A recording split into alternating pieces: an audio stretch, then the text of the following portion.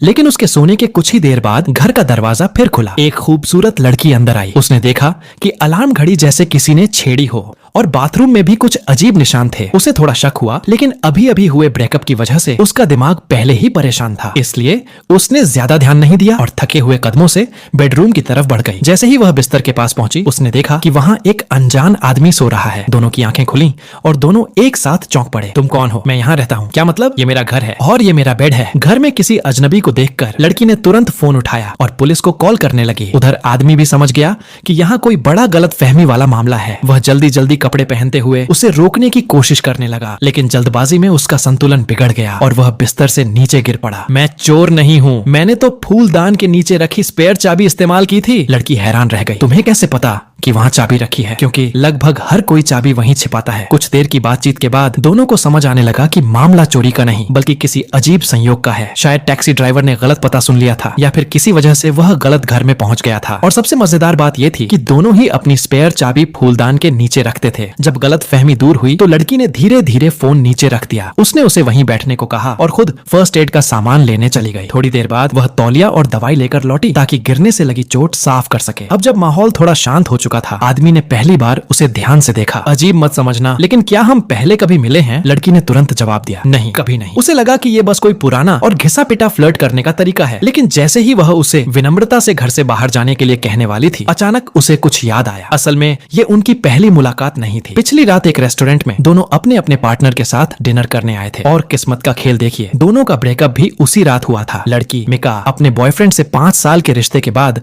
Proposal का इंतजार कर रही थी, लेकिन जब ऐसा नहीं हुआ तो गुस्से में उसने रिश्ता खत्म कर दिया। वहीं रेन ने अपनी गर्लफ्रेंड को प्रपोज किया था, लेकिन उसने मना कर दिया। 3 साल पुराना रिश्ता उसी पल टूट गया। दिल टूटा हुआ था, दोनों निराश थे और अपनी अपनी दुनिया में खोए हुए थे। जब मिका रेस्टोरेंट से निकलकर टैक्सी लेने जा रही थी